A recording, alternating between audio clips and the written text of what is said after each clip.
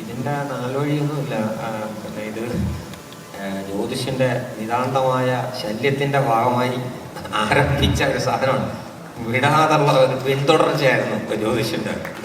ഞാനൊരു അബദ്ധത്തിന് ഞാൻ എറണാകുളത്തൊരു വേറൊരു ആവശ്യത്തിനായിട്ട് വന്നതാണ്. വേറൊരാളുടെ ഫ്ലാറ്റിൽ വെച്ച് അവിടെയാണ് ജ്യോതിഷനെ എന്നെ കണ്ടിട്ട് പറഞ്ഞു, ചേട്ടാ ഒരു സാധനം എഴുതി തരണമെന്ന് പറഞ്ഞു. നമുക്ക് ആലോചിക്കാമെന്ന് പറഞ്ഞിട്ട് തുടർച്ചയാണ്. ഞാൻ ഇതിൻ്റെ പിന്നെ ഇതിലൊരു ഇവിടം വരെ വന്ന് നിൽക്കുമ്പോൾ അതിൻ്റെ ഒരു മെച്ചമായിട്ടോ അല്ലെങ്കിൽ തോന്നുന്നൊരു സാധനം, അല്ലെങ്കിൽ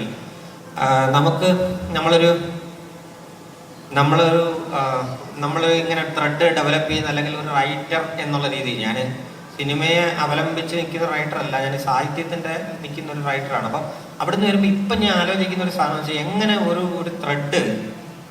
ഒരു ത്രെഡ് ഇങ്ങനെ എല്ലാവർക്കും അപ്പീസിങ്ങായി മാറിയത് എന്ന് ചോദിക്കുന്ന ഒരു സാധനം തന്നെ. ഇപ്പം ഇങ്ങനത്തെ ഞങ്ങൾ സംസാരിച്ചപ്പോഴും പറഞ്ഞായിരുന്നു അതിൻ്റെ ഒരു വൈബ്രൻസിയെ കുറിച്ച് ഇങ്ങനെ പറഞ്ഞാണ്. അത് നമുക്കറിയത്തില്ല ഇപ്പം ഇവിടെ നിൽക്കുമ്പോഴും. എന്നുവെച്ചാൽ എനിക്ക് തോന്നുന്നത് ഈ ആക്ടേഴ്സ് വന്ന് അവതരിപ്പിക്കുന്നു ഈ ത്രെഡിനെ ഡെവലപ്പ് ചെയ്ത ഒരു സാധനം. പക്ഷെ ആക്ടേഴ്സ് അവർ പോലും അറിയാതെ പെർഫോമേഴ്സായിട്ട് മാറുന്ന ഒരു കഥാപ്രതലത്തിലേക്ക് ഈ കഥാതന്തു സ്വയം സഞ്ചരിക്കുന്ന ഒരു സംഗതി. അതിനകത്ത് ഈ റൈറ്റർക്കൊക്കെ ലിമിറ്റഡ് ആയിട്ടുള്ളൊരു സ്പേസേ ഉള്ളൂ. അത് അതിൻ്റെ അപ്പുറത്തേക്കുള്ളൊരു സംഗതിയാണ്.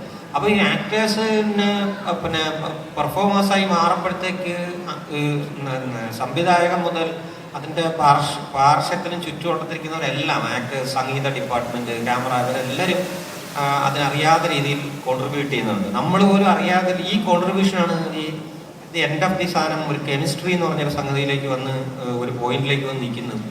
കെമിസ്ട്രി കറക്റ്റാണ്, അല്ലെങ്കിൽ കെമിസ്ട്രി എവിടെ പോയി നമുക്ക് അറിയത്തില്ല എന്ന് പറയുന്നത്. അത് നമുക്ക് ആർക്കും നിർവചിക്കാൻ പറ്റാത്തൊരു പോയിന്റാണ്. അപ്പം അതാണ് ഇതിൻ്റെ ഒരു വിജയം എന്നായിട്ടാണ് എനിക്ക് തോന്നുന്നത്. അത് അതീതമായ ഒരു കാര്യമാണ്, നമ്മുടെ കയ്യിലുള്ളതല്ല. എല്ലാവർക്കും നമസ്കാരം. ഇന്ദുവൻ ചേട്ടൻ പറഞ്ഞു കഴിഞ്ഞിട്ട് ഞാൻ ഇങ്ങനെ ഈശ്വര ഇതുപോലെയൊക്കെ ഞാൻ എങ്ങനെ പറയുന്ന ആലോചിച്ചുകൊണ്ടിരിക്കുന്നു. ടഫ് കോമ്പറ്റീഷൻ ആയിപ്പോയി. സിനിമയെ കുറിച്ച് വന്ന ഒരു ജേർണി എന്ന് പറയുമ്പോൾ കഴിഞ്ഞ വർഷം, അതിന് മുമ്പത്തെ വർഷം, 2 വർഷം മുമ്പാണ് ഇതിൻ്റെ ആദ്യമായിട്ട് ഇതിൻ്റെ ഒരു സ്ക്രിപ്റ്റ്, ഇതിൻ്റെ ഒരു ബുക്ക് വന്ന് പറയുന്നത്, ബുക്ക് വായിക്കാൻ തരുന്നത്. അപ്പോൾ അന്ന് ഈ സിനിമ പറയുന്ന പോലെ സിനിമ ഇനി ചെയ്യുന്നില്ല, ഇത്തിരി ഡയറക്റ്റ് ചെയ്യണ സിനിമയുടെ തിരക്കിലേക്ക് പോവുകയാണെന്നൊക്കെ പറയണ പോലത്തെ ഒരു സ്പേസ് ആയിരുന്നു. പക്ഷെ എന്തായാലും ബുക്കൊന്ന് വായിച്ചു നോക്കുമെന്ന് പറഞ്ഞിട്ട് ബെന്നി ചേട്ടനാണ് ആ ബുക്ക് കൊണ്ടു തരുന്നത്. അപ്പോൾ ആ ബുക്ക് വായിച്ചു കഴിഞ്ഞപ്പോൾ ഇനിയിപ്പോൾ എന്തൊക്കെ വന്നാലും ഇത് ചെയ്യണം എന്ന് പറയുന്ന ഒരു ആഗ്രഹം ഭയങ്കരമായിട്ട് തോന്നി. അതിൽ അജേഷ് എന്ന് പറയുന്ന ക്യാരക്ടർ മനസ്സിൽ നിന്ന് പോകുന്നുണ്ടായിരുന്നില്ല. സിനിമ കണ്ടു കഴിഞ്ഞപ്പോൾ ഉണ്ടായിരുന്ന ആ ഒരു അജേഷ് നമ്മുടെ കൂടെ തന്നെ നിൽക്കുന്നു എന്നുള്ള സാഹചര്യം ബുക്ക് വായിക്കുന്നവർക്കും അന്നേ കിട്ടിയിട്ടുണ്ട്, എനിക്കും കിട്ടിയായിരുന്നു. അപ്പോൾ അതെന്തായാലും അജേഷ് അപ്പം എന്തായാലും ചെയ്യണം എന്നുള്ളൊരാഗ്രഹമുണ്ട്. എന്നാൽ പോലും ഡിറക്ഷൻ ചെയ്യണ സിനിമയുടെ ടൈം ലൈൻസും ഒക്കെ കുറച്ച് ടൈറ്റായിട്ട് നിൽക്കുന്ന സാഹചര്യത്തിൽ ഇത് ചെയ്യാൻ പറ്റുമോ. അപ്പോഴാണ് ജ്യോതിഷേട്ടൻ ശരിക്കുള്ള അജേഷായിട്ട് എൻ്റെ പിന്നാലെ വന്നിട്ട് ജ്യോതിഷാടാ ജ്യോതിഷ് എന്ന് പറഞ്ഞിട്ട് എൻ്റെ അടുത്ത് ഇടയ്ക്കിടയ്ക്ക് വന്നിട്ട്, ഇല്ല അങ്ങനെ പറഞ്ഞിട്ടില്ല, അതുപോലെ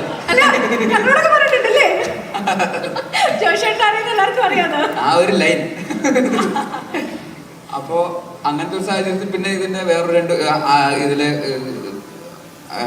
ഈ കാതൽ എന്നൊക്കെ പറഞ്ഞ സിനിമയുടെ റൈറ്റർ പോൾസൺ, പിന്നെ അരുൺ അനിരുദ്ധൻ, മിന്നൽ മുരളിയുടെ ഒക്കെ കോ റൈറ്റർ, ഇവരും ആ സമയത്ത് എൻ്റെ കൂടെ ഞാൻ ഡയറക്റ്റ് ചെയ്യണ സിനിമയുടെ എഴുത്തിൽ ഉള്ള സമയമായിരുന്നു.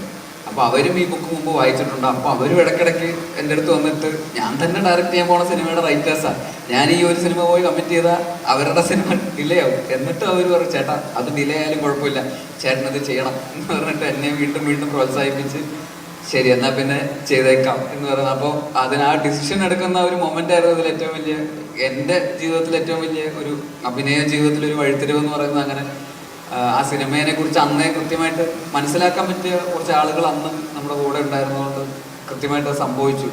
പിന്നീട് ജസ്റ്റിൻ മാത്യു, മിന്നൽ മുരളിയുടെ തന്നെ കോ റൈറ്റർ, ജസ്റ്റിൻ ഈ സിനിമയുടെ ഭാഗമായി. അപ്പോൾ ജസ്റ്റിനും കൂടെ ഇതിൻ്റെ ഒരു എഴുത്ത് ആ സൈഡിൽ കൂടെ പോയി. പിന്നെ അപ്പോൾ നിർമ്മിക്കാനായിട്ട് ഇതിൻ്റെ അകത്തോട്ട് മുന്നോട്ട് വന്നത് അജിത് വിനായക ഫിലിംസാണ്. അപ്പൊ അജിത്തേട്ടനും മറ്റൊരു അജേഷാണ് ഈ പറയുന്ന പോലെ ഒരുപാട് സിനിമകൾ അജേഷുകളുടെ കൂട്ടായ്മയാണ്. അപ്പൊ അദ്ദേഹവും മുമ്പ് സിനിമകളൊക്കെ പ്രൊഡ്യൂസ് ചെയ്തിട്ടും ഇങ്ങനെ ചിലതൊന്നും അങ്ങനെ വിജയിക്കാതെയൊക്കെ പോയ സാഹചര്യത്തിൽ ഒരു മെയിൻ സ്ട്രീം ഒരുവിധപ്പെട്ട ഒരു പ്രൊഡ്യൂസറൊക്കെ ഇനി പ്രൊഡ്യൂസ് ചെയ്യുന്നില്ല എന്നൊരു തീരുമാനം എടുക്കുന്ന സാഹചര്യം ഉണ്ടായിട്ട് പോലും ഒരെണ്ണം ഇട്ടടിച്ചിട്ടേ ഉള്ളൂ എന്നുള്ളൊരു ചിന്ത അജിത്താണ് അജിത്ത് എന്ന് പറഞ്ഞ് മുന്നോട്ട് അവസാനം വരെ നിന്ന് പോരാടിയ ഒരു പ്രൊഡക്ഷൻ ഹൗസാണ്. അപ്പൊ ആ ക്രെഡിറ്റ് തീർച്ചയായിട്ടും, അതായത് അത്രയും പരാജയങ്ങൾ നേരിട്ടിട്ടും അവസാനം വരെ ഇത് നേടിയെടുത്തത് അവരുടെയും കൂടെ ഭയങ്കരമായിട്ടുള്ളൊരു കഴിവ് തന്നെയാണ്. അപ്പോൾ അങ്ങനെ ഒരുപാട് അജേഷുമാര് ഒരുമിച്ച് ചേർന്ന് സിനിമയ്ക്ക് അകത്തും പുറത്തും ഒക്കെ അജേഷുമാര് ഉള്ള ഒരു സിനിമ കൂടിയാണ്. അപ്പൊ ഇതിന്റെ എൻറ്റയർ പ്രോസസ്സിൽ ഇതുപോലെ ഈ സിനിമ എന്ന് പറയുമ്പോൾ അങ്ങനെ നമുക്ക് എന്താ പറയാ, അതിന്റെ ഒരു ലുക്ക് ആൻഡ് ഫീലും അതിന്റെ ഒരു ഭയങ്കര റോ ആയിട്ടുള്ള സിനിമയാണ്. അതിലെ പെർഫോമൻസ് ആണെങ്കിലും ഒക്കെ അതിനോടുള്ള ഒരു സത്യസന്ധത നമ്മൾ കൊടുത്താൽ മാത്രമേ ആ സിനിമ അത് കൺവിക്ഷൻ ആ സംവിധായകനും എഴുത്തുകാരനും കണ്ട രീതിയിലേക്ക് അത് വരാൻ പറ്റുള്ളൂ. അപ്പൊ ആ ആത്മാർത്ഥത ഇതിലെ എൻറ്റയർ ക്രൂ കാസ്റ്റ് എല്ലാവരും അതിലേക്ക് ഇൻവോൾവ് ചെയ്തിട്ടുണ്ട്. ഇപ്പൊ ലിജോ ആണെങ്കിലും ക്യാരക്ടറിന്റെ ആ ഒരു റിയലിസം ഭയങ്കരമായിട്ട് പുള്ളി പുഷ് ചെയ്തിട്ടുണ്ട് നന്നായിട്ട്. അതുപോലെ സജിൻ ആണെങ്കിലും ഈ പറയുന്ന സജിൻ കൊച്ചിയിലുള്ള ഒരാളാണ്, കൊല്ലത്തുള്ള ഒരു ക്യാരക്ടർ ചെയ്യുന്നു. അപ്പൊ അതിൻ്റെതായിട്ടുള്ള അത്ര എളുപ്പത്തിൽ അങ്ങനെ സ്വിച്ച് ചെയ്യാൻ പറ്റില്ല. എന്നാൽ പോലും അത് കായികമായിട്ടും ആ ഫിസിക്കും ഒക്കെ ബിൽഡ് ചെയ്യാൻ വേണ്ടിയിട്ടും അല്ലാതെയും ക്യാരക്ടറിലേക്ക് കയറാനും ഒക്കെ ആയിട്ട് ഭയങ്കരമായിട്ടുള്ള ശ്രമം നടത്തിയിട്ടുണ്ട്. ഇതിലെ ഇപ്പൊ സാനു ചേട്ടൻ ഇതിന്റെ സിനിമാറ്റോഗ്രാഫറാണ്. സാനു ചേട്ടനാണെങ്കിലും ആ ഒരു ഈ സിനിമയുടെ ഒരു വിഷൻ എന്താണെന്നുള്ളത് കൃത്യമായിട്ട് മനസ്സിലാക്കുകയും അതിന് വേണ്ടിയിട്ട് രാവും പകലും അങ്ങനെ ഒരു ജീനിയസ് ആയിട്ട് വർക്കാണ് നമ്മളത് കണ്ടുകൊണ്ടിരിക്കുന്നത്. അദ്ദേഹം വർക്ക് ചെയ്യുമ്പോഴും നമുക്ക് ഒരു ടൈം ലൈൻസ് ഒക്കെ ഭയങ്കര ടൈറ്റ് ടൈം ലൈൻസ് ആയിരുന്നു. രാത്രിയും പകലും ഒക്കെ ഷൂട്ടാണ്, എല്ലാ ദിവസവും ഷൂട്ട്, എല്ലാ ദിവസവും രാത്രിയും പകലും നമുക്ക് ചെളി കിടന്ന് മറ്റേ ചേറൊക്കെ നിന്നിട്ട് ഇങ്ങനെ രാത്രി ഒരു 7-8 ദിവസം അതിൻ്റെ അകത്ത് എന്നൊക്കെ പറഞ്ഞ് ത്രൂ ഔട്ട് ഇതിന്റെ ഒരു പ്രോസസ്സ് ഭയങ്കര ഹെക്റ്റിക് ആയിരുന്നു. പക്ഷെ അങ്ങനെയൊക്കെ പോലും ഉറക്കമൊന്നും ഇല്ലാതെ ഇതിന്റെ കൂടെ ആ ഒരു പാഷൻ അങ്ങനെ മുറിയാതെ കണ്ടിന്യൂസ്ലി നിന്നതിൻ്റെയൊക്കെയാണ് ഇതിൻ്റെയൊക്കെ. അപ്പോൾ സാനു ചേട്ടനും പിന്നെ അതുപോലെ ബാക്കി ഇതില് വളരെ നമുക്ക് അത്ര പ്രോമിനന്റ് അല്ലാത്ത പോപ്പുലർ അല്ലാത്ത ഒരുപാട് ആക്ടേഴ്സ് അവിടുത്തെ കൊല്ലം എന്ന് പറയുന്ന സ്ഥലത്തെ ആ സ്ഥലത്തെ റെപ്രസെന്റ് ചെയ്തിട്ടുള്ള ഒരുപാട് ആക്ടേഴ്സ് ഇതിൽ അഭിനയിച്ചിട്ടുണ്ട്. അവരാണെങ്കിലും ഈ സിനിമയിലെ റിവ്യൂസ് വന്നതിന് ശേഷം ഏറ്റവും കൂടുതൽ വന്നത് ഇതിൽ പെർഫോമൻസുകളെ കുറിച്ചാണ്. ഒരു ആക്ടറിന്റെ പെർഫോമൻസ് പോലും അപ്രീഷിയേറ്റ് ചെയ്യാതെ പോയിട്ടില്ല. എല്ലാവർക്കും അവർക്ക് കിട്ടേണ്ട റെക്കഗ്നീഷൻ ഒരു രീതിയിൽ അല്ലെങ്കിൽ വേറൊരു രീതിയിൽ ഈ സിനിമയിൽ നിന്ന് കിട്ടിയിട്ടുണ്ട്. ഓരോ കുഞ്ഞു റോളുകൾ ചെയ്ത ആളുകൾക്ക് പോലും പല രീതിയിലുള്ള അപ്രീസിയേഷൻസ് കിട്ടിയിട്ടുണ്ട്. അത് എല്ലാവരുടെയും പേരോ ക്യാരക്ടേഴ്സോ എടുത്ത് പറയാൻ പറ്റില്ലെങ്കിൽ പോലും അവരെല്ലാവരും അത്ര ജെന്യുവിൻ ആയിട്ട് ഈ സിനിമയുടെ ഒരു സത്യസന്ധതയ്ക്കൊപ്പം കൂടെ നിന്നതും ഈ ഹെക്റ്റിക് ആയിട്ടുള്ള ഷെഡ്യൂളുകൾക്കൊക്കെ കൂടെ നിന്നതും ഒക്കെ തന്നെയാണ് ഈ സിനിമയുടെ ഒരു വേറൊരു സൈഡ്. പിന്നെ പ്രൊഡക്ഷനിലെ രഞ്ജിത്തും ഈ പറയുന്ന പോലെ ഭയങ്കര ആത്മാർത്ഥമായിട്ട് ഇതിന്റെ കൂടെ ആരോമൽ ഒക്കെ ആ പ്രൊഡക്ഷൻ ടീമും ഭയങ്കര കൂടെ ജ്യോതിഷേട്ടന്റെ കൂടെ ഇങ്ങനെ ആത്മാർത്ഥമായിട്ട് നിൽക്കുന്നു. ആനന്ദിന്റെ കാസ്റ്റിന്റെ കാര്യം പറഞ്ഞപ്പോൾ ആനന്ദ് ബ്രൂണോ ഒരു കൾട്ട് ക്യാരക്ടറായിട്ട് പിന്നീട് മാറിയതാണ്. അപ്പോൾ ബ്രൂണോയും ഈ പറയുന്ന പോലെ ഭയങ്കര എഫേർട്ട് എടുത്തിട്ടുണ്ട്. ആരും വളരെ നേരെ വന്നിട്ട് സ്ക്രിപ്റ്റ് വായിച്ച് നോക്കിയിട്ട് ഇതാണ് സീൻ, ലെറ്റ്സ് ഡു എന്നും പറഞ്ഞിട്ട് ആർക്കും ഈ സിനിമ ആ ക്യാരക്ടേഴ്സ് അങ്ങനെ ചെയ്യാൻ പറ്റില്ല. എല്ലാവരും ഹോംവർക്ക് ചെയ്ത് ഡയലോഗ്സ് ഒക്കെ പഠിച്ച് അപ്പോൾ പെർഫോം ചെയ്യുമ്പോൾ ഡയലോഗ്സിന്റെ അപ്പുറത്തേക്ക് നമ്മൾ ഡയലോഗ്സിൽ കോൺഷ്യസ് ആവാതെ നമ്മൾ അത് പെർഫോം ചെയ്യാൻ പറ്റുന്നു എന്ന് പറഞ്ഞിട്ട് ഒരു സ്റ്റേജ് എത്തുമ്പോൾ മാത്രമേ നമുക്ക് ജെന്യുവിനായിട്ട് ഒതന്റിക് ആയിട്ട് അത് ചെയ്യാൻ പറ്റുള്ളൂ. ആ കാര്യത്തിലൊക്കെ ഇവരെല്ലാവരും ഭയങ്കര എഫേർട്ടാണ്. ദീപക്കും ഈ പറയുന്ന കണ്ണൂരിൽ നിന്ന് വന്ന ദീപക്ക് ഒരു കൊല്ലംകാരനായിട്ട് അഭിനയിക്കുന്നു. അപ്പൊ അതും ദീപക്കും ഭയങ്കര കൺവിൻസിങ് ആയിട്ട് അത് ചെയ്തിട്ടുണ്ട്. പിന്നെ ശർമാജി അദ്ദേഹത്തിന്റെ തന്നെ ജീവിതത്തിലുള്ള കഥ കൂടെയാണ്. അപ്പോൾ ഒരു റിയൽ സ്റ്റോറി ആണെന്നുള്ളതിന്റെ ഒരു ഫാക്ടറും കൂടെ ഉണ്ട് സിനിമയ്ക്ക്. കാരണം അത് ജ്യോതിഷേട്ടന് കൃത്യമായിട്ട് അറിയാം എന്താണ് ജീവിതത്തിൽ സംഭവിച്ചതെന്നും അത് എങ്ങനെയാണ് ആ ക്യാരക്ടേഴ്സ് ബിഹേവ് ചെയ്തിരുന്നതെന്നും. അപ്പൊ അവരുടെയൊക്കെ ഡീറ്റെയിലിംഗ് ഭയങ്കര രസമായിട്ട് ജ്യോതിഷേട്ടൻ ഭയങ്കര ആ ന്യൂആൻസസ് ഒക്കെ കൃത്യമായിട്ട് പറഞ്ഞു കൊടുത്ത് എല്ലാവരെയും കൊണ്ട് ഫുൾ ഓഫ് ചെയ്യിപ്പിച്ചിട്ടുണ്ട്. എല്ലാ ആക്ടേഴ്സിന്റെ അടുത്തും അദ്ദേഹത്തിന്റെ കൃത്യമായിട്ടുള്ള ഫീഡ്ബാക്കുകൾ ഭയങ്കരമായിട്ട് ഹെൽപ്പ് ചെയ്തിട്ടുണ്ട്. ഒരു പ്രൊഡക്ഷൻ ഡിസൈനർ എന്നുള്ള അദ്ദേഹത്തിന്റെ മുൻകാല എക്സ്പീരിയൻസ് ഒക്കെ ഈ പറയുന്ന ആ സ്റ്റോറി വേൾഡ് സെറ്റ് ചെയ്യാനൊക്കെ ഭയങ്കരമായിട്ട് ഹെൽപ്പ് ചെയ്തിട്ടുണ്ട്. നമ്മളാ കൊല്ലത്ത് മരിയാനോന്റെ വീട്ടിൽ നമ്മൾ നിൽക്കുമ്പോൾ കല്യാണ ഫംഗ്ഷന് പുറത്തേക്ക് ഇറങ്ങുമ്പോൾ അവിടെ ചെളി നമുക്ക് കല്യാണ പെണ്ണിന്റെ കാലിൽ ചെളിവെള്ളം കയറുന്നു എന്നൊക്കെ പറയുന്ന പോലത്തെ ഡീറ്റെയിലിങ്ങുകളൊക്കെ ഉണ്ടല്ലോ. അതൊക്കെ കൃത്യമായിട്ട് ആ സ്ഥലത്തെക്കുറിച്ച് അറിയുകയും അതിനെക്കുറിച്ച് അത് ശ്രദ്ധിക്കാനുള്ള ഒരു ഐ കൂടെ ഉണ്ടെങ്കിൽ മാത്രമേ അതൊരു ഡയറക്ടർ എന്നുള്ള രീതിയിൽ അത് പുൾ ഓഫ് ചെയ്യാൻ പറ്റുള്ളൂ. അപ്പൊ ആ രീതിയിലൊക്കെ ജ്യോതിഷേട്ടൻ അത് ജീവിതത്തിൽ അനുഭവിച്ച പോലെ തന്നെ പ്രേക്ഷകർക്കും അത് ഫീൽ ചെയ്യിപ്പിക്കാനുള്ള ജ്യോതിഷേട്ടന്റെ സൈഡിൽ നിന്നുള്ളൊരു എഫേർട്ട് പെർഫോമൻസസിലൊക്കെ റിഫ്ലക്റ്റഡ് ആണ്. പിന്നെ ഇതിന്റെ ബാക്കി ടെക്നിക്കൽ എഡിറ്റർ നിതിൻ ആരോളാണ്. നിതിനാണെങ്കിൽ പോലും ഇതിന്റെ ഇപ്പൊ സ്ക്രിപ്റ്റ് എഴുതുമ്പോൾ ഇന്ദോമൻ ചേട്ടനും ജസ്റ്റിനും നേരത്തെ പറഞ്ഞ പോലെ ഒരു കഥയിൽ നിന്ന് സ്ക്രിപ്റ്റിലേക്ക് വരുമ്പോൾ അതിൻ്റെതായിട്ടുള്ള പലതരത്തിലുള്ള പോരായ്മകൾ ഉണ്ടാവും. കഥ വായിക്കുന്ന അതേ ഫീലിൽ സ്ക്രിപ്റ്റ് വരണം, പുൾ ഓഫ് ചെയ്യപ്പെടണമെന്നില്ല. പക്ഷെ അത് വളരെ സത്യസന്ധമായിട്ട് അവർ പുൾ ഓഫ് ചെയ്തു. അതേസമയം അത് എഡിറ്റിംഗ് ടേബിളിൽ അതിന് കൃത്യമായിട്ട് വേറൊരു മാനം കൊടുക്കാൻ നിതിന് ഭയങ്കരമായിട്ട് സാധിച്ചു. അത് ഒരു പോയിന്റിൽ പോലും ഈ സിനിമ കണ്ടവരാരും അഭിപ്രായത്തിൽ ഒരിക്കൽ പോലും ഈ സിനിമ ലാഗ് അടിച്ചു അല്ലെങ്കിൽ ഈ സിനിമ ബോറടിച്ചു എന്നുള്ളൊരു കമന്റ് ഇതുവരെ ആരും പറഞ്ഞതായിട്ട് എനിക്ക് ഫീൽ ചെയ്തിട്ടില്ല. സിനിമയ്ക്ക് ആവശ്യമുള്ള പേസിങ് കൃത്യമായിട്ട് നിതിന് ഭയങ്കരമായിട്ട് കോൺട്രിബ്യൂട്ട് ചെയ്യാൻ പറ്റിയിട്ടുണ്ട്. മ്യൂസിക് സൈഡിൽ ജസ്റ്റിൻ ഭയങ്കര ബ്രില്യൻ്റ് ആയിട്ട് ഈ പറയുന്ന പോലെ ഓരോ സിറ്റുവേഷനും അനുസരിച്ചിട്ട് ആ കഥയുടെ പേസിങ്ങും ഇമോഷണൽ ഡ്രാമയും ഈവൻ നമ്മൾ ഫൈനൽ എഡിറ്റിൽ പോലും നമുക്ക് അത്ര ഫീൽ ചെയ്യാത്ത ഒരു റൊമാൻറ്റിക് ആംഗിൾ ഉണ്ട് അജേഷും ലിജോന്റെ സ്റ്റെഫിയും തമ്മിലുള്ള ക്യാരക്ടറും തമ്മിൽ. അത് ജസ്റ്റിൻ ആണ് അതിനെ ഒന്നുകൂടെ ലിഫ്റ്റ് ചെയ്ത് കുറച്ചുകൂടെ റൊമാൻറ്റിക് ആക്കിയത്. ആക്ച്വലി അത് ജസ്റ്റിൻ ഭയങ്കര ബ്രില്യൻ്റ് ആയിട്ട് ഒരു സാധനം അതിൻ്റെ ഇടയിൽ കൂടെ എടുത്തു. അത് പറയാതെ വയ്യ. അത് സിനിമയ്ക്ക് ഉണ്ടാക്കിയ ഇമ്പാക്ട് ഭയങ്കര തന്നെ മാറി. വേറൊരു തരത്തിലുള്ള പ്രണയമായിട്ട് ആൾക്കാർ അതിനെ ഡിഫൈൻ ചെയ്യുന്ന ഒരു ലെവലിലേക്ക് അത് എത്തിക്കാൻ പറ്റി. അങ്ങനെ ഓരോ ഡിപ്പാർട്ട്മെന്റിലെയും ടെക്നീഷ്യൻസ് എല്ലാവരും സുധി, മേക്കപ്പ്, ഈ പറയുന്ന ഭയങ്കര റിയൽ ആയിട്ട് ആൾക്കാരെയൊക്കെ പുറത്തേക്ക് എത്തിക്കാൻ നമ്മളെ മെൽബി, കോസ്റ്റ്യൂം, അതുപോലെ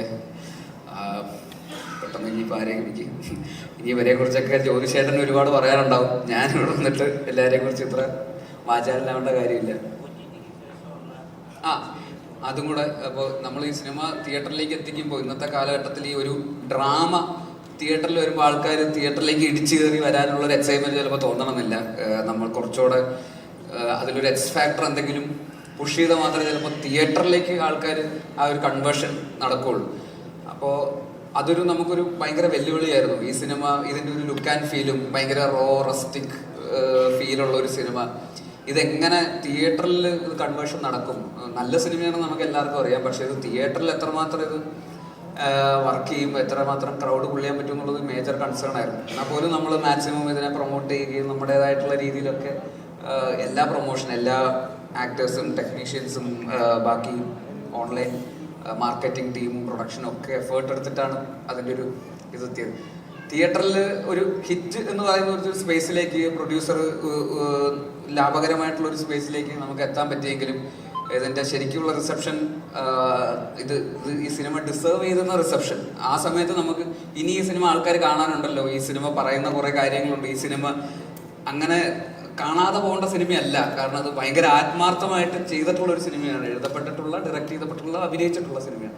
ഇത് കാണാതെ പോകരുതെന്നുള്ളൊരു ഭയങ്കര ആഗ്രഹം ഉണ്ടായിരുന്നു. അത് പക്ഷെ OTT ഇറങ്ങിയപ്പോൾ അതാണ് നല്ല സിനിമയും സത്യസന്ധമായിട്ടുള്ള ഒരു എഫേർട്ടും ഒരിക്കലും ആരും നോട്ടീസ് ചെയ്യാതെ പോകില്ല എന്നുള്ളതിന്റെ ഏറ്റവും വലിയ ഉദാഹരണം പൊന്മാൻ തന്നെയാണ്. ആ രീതിയിൽ പൊന്മാൻ തിയേറ്ററിൽ OTT ഇറങ്ങിയതിന് ശേഷം ഭയങ്കരമായിട്ട് ഷൈൻ ചെയ്തു. അതായത് ഈ പറയുന്ന റിവ്യൂസ്, എല്ലാ സ്ഥലത്തു നിന്നും റിവ്യൂസ്, നമുക്ക് മലയാളത്തിൽ നിന്ന് മാത്രമല്ല ഇതിന്റെ റീലുകൾ, ആ ലോഡ്ജിന്റെ സീനൊക്കെ തമിഴിലും തെലുങ്കിലും ഒക്കെ ആ സീൻ ഡബ് ചെയ്തിട്ട് റീലുകളായിട്ടൊക്കെ തമിഴിലും തെലുങ്കിലൊക്കെ ആക്ടേഴ്സ് നമുക്ക് വാട്സാപ്പിൽ അയച്ചു തന്നത്. ഹാവ് യു സീൻ ദിസ് എന്നൊക്കെ ചോദിച്ചിട്ട് ഞാനത് എപ്പോഴേ കണ്ടു.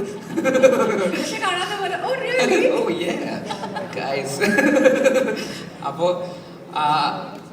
ഇത് ഭയങ്കര റിലേറ്റബിൾ ആണല്ലോ. ഇത് ഇവഞ്ച്വലി ഇത് ഒരു ഗോൾഡിന് റിലേറ്റ് ചെയ്തിട്ടുള്ള ഒരു സിനിമയാണെങ്കിൽ പോലും അജേഷിന്റെ ക്യാരക്ടർ, അജേഷിന്റെ ഫൈറ്റ്, അത് ഒരുപാട് പേർക്ക് റിലേറ്റ് ചെയ്യാൻ പറ്റുന്ന, ഒരു മെജോറിറ്റിക്ക് റിലേറ്റ് ചെയ്യാൻ പറ്റുന്ന, ഒരു മിഡിൽ ക്ലാസ് അല്ലെങ്കിൽ ലോവർ മിഡിൽ ക്ലാസ്സിൽ നിൽക്കുന്ന ജീവിക്കാൻ വേണ്ടി ഫൈറ്റ് ചെയ്യുന്ന ഒരുപാട് ചെറുപ്പക്കാരെ പ്രതിനിധാനം ചെയ്യുന്ന കറക്റ്റല്ലേ ഒരു ക്യാരക്ടറാണ്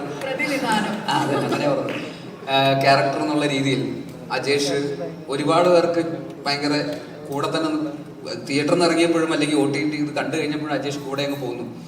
അപ്പം അത് ഇപ്പോൾ ഏതോ ഒരു കമ്പനി ആ സമയത്ത് ആരോ എനിക്ക് അയച്ചു തന്നതാണ്. ആ കമ്പനി അവരുടെ എംപ്ലോയീസിന് എല്ലാവരെയും കൂടെ ഒരു ബൾക്ക് ബുക്കിംഗ് ചെയ്തിട്ട് ആ കമ്പനി അവരെ മൊത്തം ഈ സിനിമ കൊണ്ടുപോയി തിയേറ്ററിൽ കൊണ്ടുപോയി കാണിച്ചായിരുന്നു. കാരണം അത് അവർക്കൊക്കെ ഭയങ്കര പോസിറ്റീവ് ആയിരുന്നു ആ സിനിമ കണ്ടതിന് ശേഷം. അത് ഫൈറ്റ് ചെയ്യുക, സർവൈവലിന് വേണ്ടിയിട്ടുള്ള ഒരു സ്ട്രഗിൾ ആണല്ലോ. അപ്പം അതിൽ ഒരു ഹീറോയിസം ഉണ്ട്, അതിലൊരു എന്താ പറയുക, ഒരു മാസമുണ്ട് ഈ പറയുന്ന പല റിവ്യൂസിലും അതൊക്കെ വായിച്ചായിരുന്നു. അത് ശരിക്കും മാസ് അജേഷിന്റെ ക്യാരക്ടറാണ്. അജേഷാണ് ഈ പറയുന്ന വലിയ മസിലോ ശരീരമോ ഒന്നുമല്ല, ഈ മനസ്സിലാണ് ശരിക്കുള്ള മാസ് എന്ന് പലരെയും തോന്നിപ്പിച്ചൊരു കാര്യം കൂടെ ഉണ്ട്. അപ്പോൾ OTT ഇറങ്ങിയതിന് ശേഷം ഈ സിനിമ ശരിക്കും ഡിസേർവ് ചെയ്ത ആൾക്കാരിലെത്തി എന്നുള്ള ഒരുപാട് സന്തോഷം. ഇന്ന് അതിന്റെ ഭാഗം കൂടെ ആയിട്ടാണ് നമ്മളൊരു സക്സസ് സെലിബ്രേഷൻ എന്നുള്ളൊരു പോയിന്റിൽ ഇവിടെ വന്നിങ്ങനെ ഒരു ജേർണി ശരിക്കും അതിനൊരു ഫുൾ സർക്കിൾ കംപ്ലീറ്റ് ചെയ്യുന്ന ഒരു ദിവസം എന്നുള്ള രീതിയിൽ ഒരുപാട് അഭിമാനിക്കുന്നു. എല്ലാവർക്കും ഇതിൻ്റെ കൂടെ സഞ്ചരിച്ച് ഇവിടം വരെ എത്തിച്ച എല്ലാവരോടുള്ള നന്ദിയും അറിയിച്ചുകൊള്ളുന്നു. നമസ്കാരം. ഇപ്പൊ ജോഷ് പറഞ്ഞതിനപ്പുറത്ത് പ്രത്യേകിച്ച് പറയാനൊന്നും, പക്ഷെ ജോഷ് പറയാതെ പോയൊരു കാര്യമുണ്ട്. ജോഷിനെ കാണുന്ന കാഴ്ചയാണ് ഈ പടത്തിലെ മറുത എന്ന ക്യാരക്ടർ. ഇതാർക്കും അറിയുന്നില്ല. അപ്പൊ മറുതയുടെ ടൈമിങ്ങിന്റെ പേരിലാണ് നമ്മൾ ഇതിനകത്ത് ഏറ്റവും കൂടുതൽ സമയം എടുത്തേക്കുന്നത്. കാരണം മറുത എങ്ങനെ കഴിഞ്ഞാലും മറുത വർക്കാകത്തില്ല. കാരണം അങ്ങനല്ലല്ലോ. ഞാൻ ഈ കഥയുടെ കൂടെ പടത്തിന്റെ കൂടെ ഞാൻ കുറെ തുടക്കം മുതലേ യാത്ര ചെയ്തതിന്റെ ഒരു പോക്ക് കണ്ട്, പിന്നെ അതൊരു കൂട്ടായ്മയിൽ ഭയങ്കര രസമായിട്ട് ഉണ്ടാകുന്നതിന്റെ ഒരു കാഴ്ചയുണ്ട്. നല്ലൊരു അനുഭവമാണ് ലൈഫിൽ.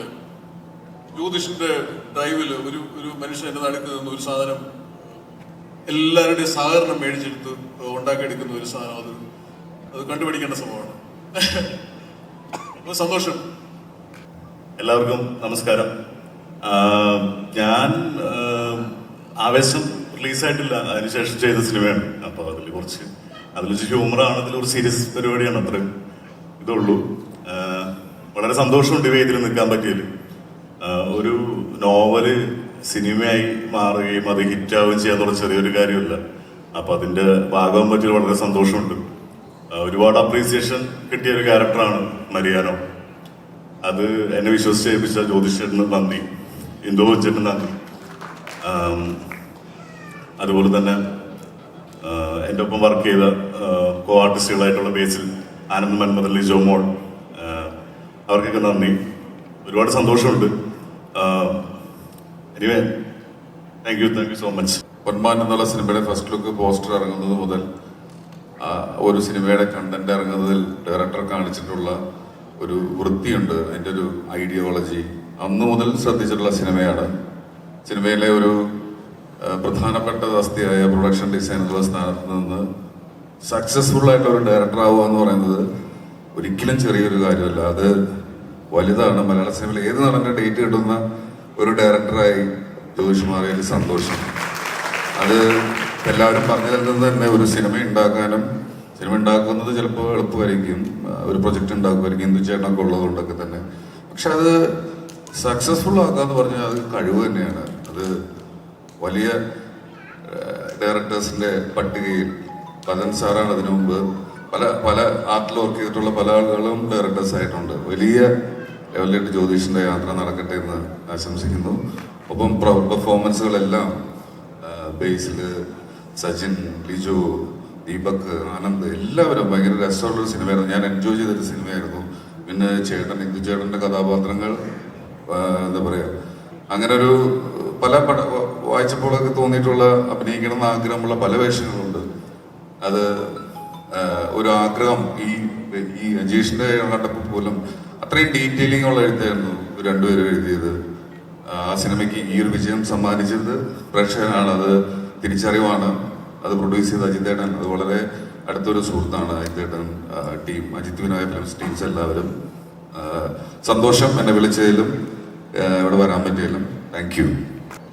സത്യത്തില് വളരെ ചെറിയ വേഷം എന്നാണ് ഞാൻ ഈ സിനിമയിൽ വിചാരിച്ചുകൊണ്ടിരുന്നത്. പക്ഷെ പടം തിയേറ്ററിൽ ഇറങ്ങി OTT റിലീസായി ആൾക്കാർ കാണുന്ന സമയത്ത് എല്ലാവരും പറയുന്നത് പൊന്മാൻ കണ്ടു, നന്നായിട്ട്, നല്ല രസമുണ്ട് ക്യാരക്ടർ എന്ന്. അപ്പോഴാണ് ഞാൻ വിചാരിച്ചത് ഇത്രയും വലിയ ക്യാരക്ടറാണെന്ന്. പിന്നെ അതുമല്ല ചില ഷോട്ടൊക്കെ എടുത്തു അവസാനം ആ കർത്താവിന്റെ ആ നോട്ടം ഭയങ്കര രസമുണ്ട്. ശരിക്കും പറഞ്ഞ ഒരു പടത്തില് ഭയങ്കര നല്ല സിനിമയാണെങ്കിൽ ഒരു ഷോട്ട് മതി ആൾക്കാർ തിരിച്ചറിയാൻ എന്നുള്ളത് ഈ സിനിമ എനിക്ക് മനസ്സിലാക്കി തന്നു. ശരിക്കും ഇത് ഞാൻ അങ്ങോട്ട് ചോദിച്ചു വാങ്ങിച്ച ഒരു സിനിമയാണ് ജോഷേട്ടൻ്റെ അടുത്ത്. കാരണം സിനിമയിൽ വരുന്നതിന് മുമ്പ് ഒരുപാട് ചാൻസ് ചോദിച്ചിട്ട് ഞാൻ നടന്നിട്ടുണ്ടായിരുന്നു. അപ്പം സിനിമ വന്നു കഴിഞ്ഞിട്ട് പിന്നെ ചെറിയ ചെറിയ സിനിമകളൊക്കെ ചെയ്യുന്നു, കുറച്ച് കുഴപ്പമില്ലാത്ത പൈസയൊക്കെ കിട്ടി. പിന്നെ എനിക്ക് ചാൻസ് ചോദിച്ചിട്ട് പടത്തിൽ അഭിനയിച്ചു കഴിഞ്ഞ് കഴിഞ്ഞാൽ പൈസ തരുമോ എന്നുള്ള ഡൗട്ടായി. ഞാൻ അങ്ങോട്ട് ചോദിച്ചിട്ട് അഭിനയിച്ചാൽ ചിലപ്പോൾ പൈസ തരൂല്ല എന്നുള്ളൊരു ഡൗട്ട് ചോദിക്കാൻ മടിയായി. പിന്നെ ഇപ്പൊ എന്റെ കല്യാണത്തിന്റെ തൊട്ട് മുന്നേ ഞാനിങ്ങനെ ആലോചിച്ചപ്പം കല്യാണത്തിന് കുറച്ച് പൈസ വേണം. അതിനു മുന്നേക്കെ എന്റെ കാര്യങ്ങളൊക്കെ നടന്നു പോകാനുള്ള പൈസയൊക്കെ എന്റെ കയ്യിലുണ്ട്. അപ്പൊ പിന്നെ കുഴപ്പമില്ല, അങ്ങനെ പോയിക്കോളും, പടം വരുമ്പം ചെയ്യാം എന്നുള്ള മൈൻഡ് സെറ്റിലാണ് ഞാൻ ചെയ്തുകൊണ്ടിരുന്നുണ്ടായിരുന്നത്. പക്ഷെ കല്യാണം എടുത്തപ്പം പടമില്ല, പൈസയും ഇല്ല എന്നുള്ള അവസ്ഥയിൽ ഞാൻ എന്ത് ചെയ്യുന്ന ആലോചിച്ചുകൊണ്ടിരിക്കുന്ന സമയത്ത് എനിക്ക് പരിചയമുള്ള കുറെ സിനിമാക്കാരൊക്കെ വിളിച്ചു, എന്തെങ്കിലും പരിപാടി ഉണ്ടെങ്കിൽ പറയണം, എന്തെങ്കിലും ഉണ്ടെങ്കിൽ പറയണം, എന്തെങ്കിലും സിനിമയിൽ എന്തെങ്കിലും ക്യാരക്ടർ ഉണ്ടെങ്കിൽ പറയണം എന്ന് ഞാൻ അങ്ങോട്ട് ചോദിക്കാൻ തുടങ്ങി. കാരണം ആവശ്യമാണ് നമ്മളെ ചോദിപ്പിക്കാന്ന് എനിക്ക് മനസ്സിലായി.